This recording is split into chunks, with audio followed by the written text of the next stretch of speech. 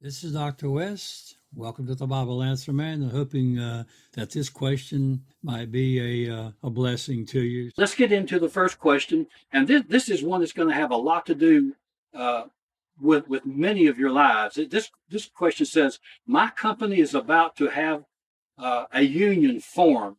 As a Christian, what am I to do?" Well, unions present a problem. So you have a decision to make. Some places have a closed shop, and if you don't belong to the union, you can't work there. Uh, so you've got a major decision to make. But let me just say that a Christian may not belong to a union. God does not allow that. A union is going to require a contract, you being in contract with an ungodly association. You're going to be tied to their whims and what they want. You're going to, in other words, if they want to strike against that company, you will have to strike. If they want to have a work slowdown, if they tell you what you can make and what you can't make, if they tell you on the job that you can't do a certain work when it's obvious it would just mean maybe bending down and picking up a screwdriver or just tightening a bolt or putting a screw into a board, that belongs to somebody else in the union. That's not the way that a Christian can function. Uh, it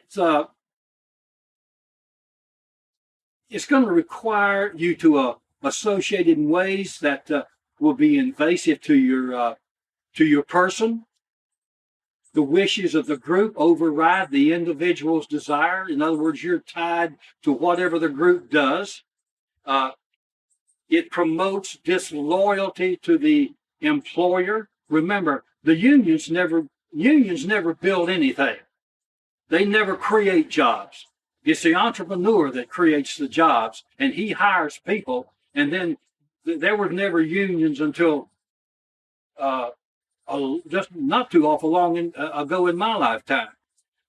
So they promote disloyalty.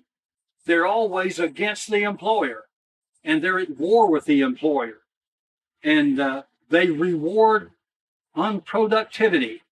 So all of these come into play.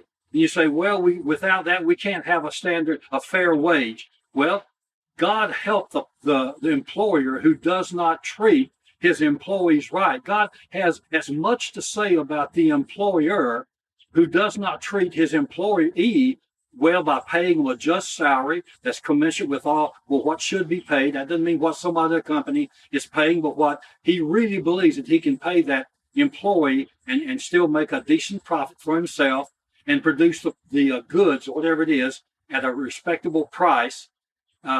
Then he should pay that employee. He should treat that employee with dignity and respect. He should give him a healthy, safe working conditions. And conversely, that employee should treat the employer with respect. They should give him a full 8 hours a day. I used to work in a secular job, and I worked with some men in a governmental job who found great humor in being able to say that they came to work some days and didn't put in one moment of work the whole day. And I think that's a travesty. But Christians cannot do that. We absolutely cannot be involved. Well, we can. I say it the wrong way. We can do a lot of things. We can belong to a union, but it's going to cost us something with God. So what are my options, you would say? Well, you can refuse to be participate in the union. You can, and if you do, then you'll be persecuted, or else you may be fired. The employer may feel he has no obligation but to fire you if you don't belong to a union. Or you can just quit and go find another job. You say, well, I have a good paying job. Well, you've got a decision to make. I'm just telling you, God does not give you the right to be in a union and do the things that I've talked about. So there again, if you have a problem with that, and which many of you will, I hope you stay tuned. But if you have a problem with that, then read the scriptures, what God has to say about it, pray about it, and then make a decision about that. God will always bless integrity, and he'll always bless it when he operates in conjunction with the word. He may He may have something better for you than where you are right now.